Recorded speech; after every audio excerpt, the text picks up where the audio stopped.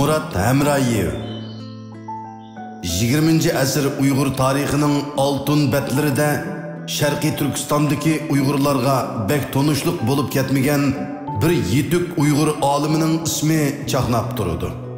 O'zining qisqagina hayotini Uyg'urlarning tarixi va madaniyatini tadqiq qilish va tonutishga atgan ko'p qirliq istidod egisi Almata va Toshkentlarda muborak izlar qolgan bu Uyg'ur o'g'lining ismi Murat Hamrayev.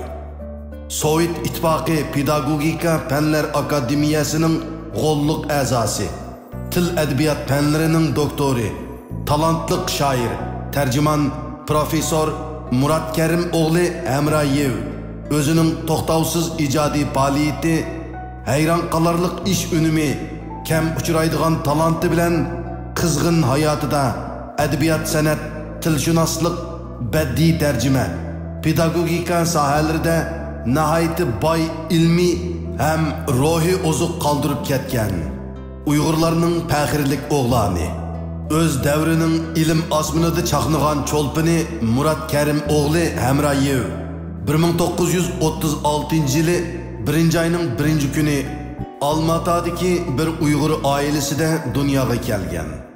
U 12 yoshida qo'liga qalam ilib har xil mavzularda she'rlarni yozgan bo'lib, ayni davrda Sovet ittifoqiga ziyoratga kelgan mashhur turk shoiri Nazim Hikmatning maqtishiga sazovor bo'lgan. 1954-yili O'rta Osiyo davlat universitetining sharqshunoslik bo'limiga o'qishga kirish bilan ilmiy faoliyatlarga faol qatnashishga boshlagan Murat Hamrayev badiiy adabiyot, adabiy tarjimonlik bilan shug'ullangan. Murat Hamrayevning 1958-yili Toshkentda ochilgan Osiyo Afrika yozuvchilarining konferensiyaga bag'ishlab O'zbekiston davlat badiiy adabiyot tarafidan nashr qilingan Uyg'ur shoirlari nomli kitobi uningga zo'r shuhrat keltirgan.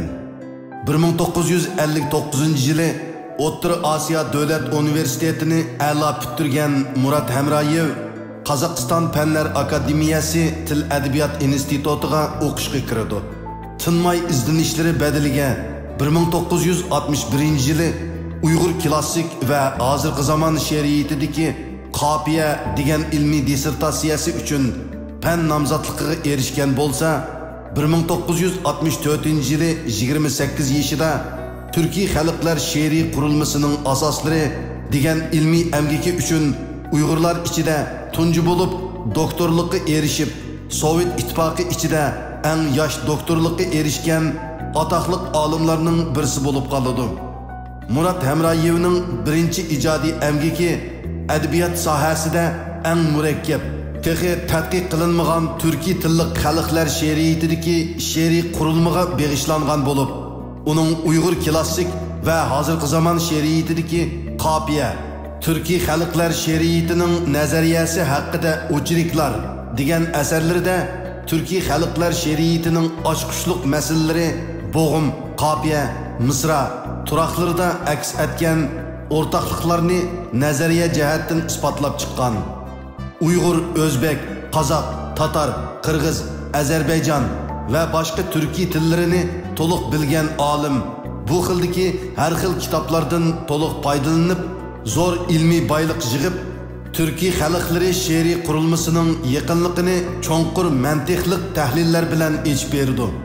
Murat Hamrayevning bu amgaklari adabiyot nazariya shunosligida tunji qitim turkiy xalqlar she'riyat tarixiy nazariyasidagi turkiy xalqlar she'riyatining to'liq badiiy qurilmasini ko'rsatib berdi.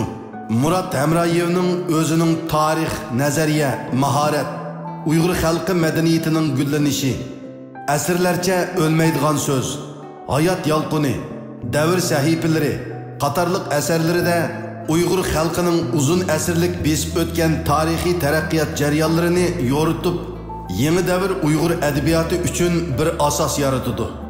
Murat Hamrayevning ijodiyatida yana shu davrdagi nashr matbuotchilik, ma'rif, maxsus kasbiy musiqa, teatr masalalari alohida o'rin tutgan. U o'zining Uyg'ur xalqining uzun asrlik boy madaniyat meroslarini cho'nqur va jiddiylik bilan tadqiq qilishga bag'ishlangan kitoblari bilan mashhurdir.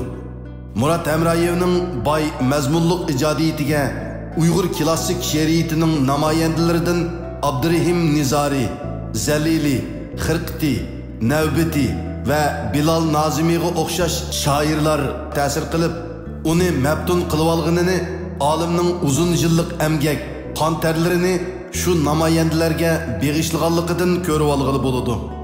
Murat Hamrayevning tarjimasi bilan birinchi qitim Uyg'ur klassiklarining asarlari Rus kitobxonlarga ma'lum bo'lgan. Murat Hamrayevning tuzishi bilan Davr sadosi nomli Uyg'ur klassik she'rlar qomusi dunyoga kelgan bo'lib, uning ichiga kirgan 23 shoirning 16si tunji qitim dunyo she'r shunosligiga to'nitilgan. Murat Hamrayevning nashrga tayyorlashi bilan Uyg'ur Sovet she'riyatining kichik hajmdagi qomusi rus tilida nashrdan chiqqan. Murat Hamrayev Uyg'ur xalq eg'iz adabiyotining haqiqiy oshiqlarining biri bo'lib, o'zining uzun yillik ijodiyati davomida uningga alohida ko'ngil bo'lgan. Uning bevosita qatnashishi bilan birinchi qitim Uyg'ur xalq tepishmoqlari, Uyg'ur xalq latifalari, Uyg'ur xalq cho'chaklari, Uyg'ur xalq maqol tamsillari nashr qilingan. Murat Hamrayev birinchi bo'lib Uyg'ur xalq eg'iz adabiyoti bilan Uyg'ur adabiyotining o'zaro munosabat va ta'sirlari haqida tadqiqot ishlarini boshlab, uning tarjimasida Uyg'ur xalq latifalari, maqol tamsillari va tepishmoqlari ruschaga tarjima qilingan. U Uyg'ur xalq cho'chaklari to'plamini tuzib, o'zbekchilashtirib nashr qildirgan. Qarindosh xalqlarning tilini ravon bilgan Murat Hamrayev shu tillarda she'rlar yozib qolmay, Uyg'ur, O'zbek, Qozoq yozuvchi shoirlarining asarlarining asli nusxalarini ruschaga tarjima qilgan. Yig'ib aytganda Uyg'ur klassik adabiyoti namoyandalari, hozirgi zamon adabiyoti yozuvchi shoirlarining asarlari Murat Hamrayevning ruscha tarjimasi orqali dastlabki qadamda dunyoga tanilgan. İstidodliq olim Murat Hamrayevning madaniy ma'rif, ilm-fan sohasidagi faoliyatlari ko'p qirliq bo'lib, nihoyatda ko'p har xil sohalarni o'z ichiga olgan. Murat Hamrayev tuzgan Uyg'ur adabiyoti 9 qitim nashr qilinib, Uyg'ur 10-sinflari uchun muhim darslik qilingan va o'qitish didaktikasi va usuli jihatdan ilm sohasida nihoyatda yuqori baholangan. 1976 yili Murat Hamrayev Altın Sarın nomidagi Qozog'iston pedagogika fanlari ilmiy tadqiqot institutining muavin mudiri bo'lgan. U yana O'zbekiston pedagogika fanlarining mustahkam taraqqiyoti uchun ko'p ishlarni qilgan. U hayotining oxirgi yillarida, ya'ni 1977 yili O'zbekistonning T.N. Qari Niyazov nomidagi ilmiy tadqiqot institutiga rahbarlik qilgan. Bir qancha yillar davomida O'zbekistonning oliy maktablarida adabiyot nazariyasi darsi bergan. Murat Hamrayev faoliyatchan jamoat arbobi bo'lib, u Sovet jamoatchiligi xalqarodagi olimlar orasida cho'ng obro'yga ega edi. U uzun yillar bir qator ilmiy institutlardan Qozog'iston yosh olimlar kengashining raisi, Butun ittifoq yosh olimlar kengashining a'zosi, O'zbekiston fanlari kengashining raisi, Sovet ittifoqi fan doktorligini yoqlash ilmiy jamiyatining g'olliq a'zosi bo'lib, unutilmas xizmatlarini ko'rsatgan. Uning ilm-fan sohasidagi buyuk xizmatlari, ijtimoiy faoliyatlari sobiq Sovet ittifoqi hukumati tomonidan yuqori baholanib, oliy darajalik sharaf va ordenlar bilan mukofotlangan. Istidodli olim, buyuk tashkilotchi, ilm-fanni umumlashtiruvchi, jamoat arbobi, mashhur Uyg'urshunos, talantli shoir ham tarjimon, mahir pedagog bo'lib tanilgan Murat Hamrayev o'zining qisqa hayotida yaratgan unutilmas emgak, mo'l ma'naviy boyliqlari bilan Uyg'ur xalqi, turkiy xalqlar va dunyo xalqlarining til adabiyot, ilm-fan, madaniy ma'rif, til falsafa, san'at, musiqashunoslik xazinasiga zo'r tuhfalar qo'shgan.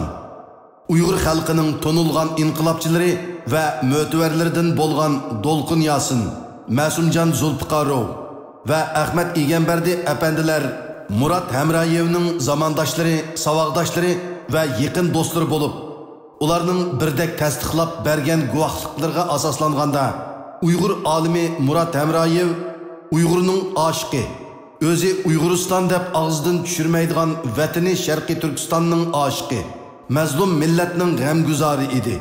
Uning qalbida kuyib turgan ulug' dard vatan g'ami, millatning hasrati edi. Bu ulug' dard yolqin bo'lib, uni kech kunduz tinish qo'ymaydi. U vatansiz millat, millatsiz bir shaxsning hayotining nolga teng ekanligini va vataniga ega bo'lolmagan bir millatning hech qachon hur, baxtlik bo'lolmaydiganligini Uyg'ur xalqining uzun asrlik ko'z yoshlaridan, o'zining real hayotiy kashmishlaridan to'g'ri xulosa chiqarib, haqiqatni tushungan ajoyib vatansuyar inson edi. Murat Hamroyevning buyuk olim bo'lib chiqishiga turtki bo'lgan kuch manbasi vatan millatiga bo'lgan cheksiz muhabbati, buyuk hurmati, oliyjanob e'tiqodi edi. Uyg'ur xalqining buyuk olimi Murat Hamroyev 1983-yili 2-oyning 14-kuni 47 yoshida Toshkent shahrida olamdan o'tgan bo'lib, Al-Farabi nomidagi mozorlikqa dafn qilingan. Murat Hamroyev uylangan bo'lib, 2 o'g'il farzandning otasidir. Murat Hamroyevning vafotidan keyin O'zbekistonning Toshkentdagi 29-maktabi va Qozog'istonning 150-maktabiga Murat Hamroyevning nomi berilgan.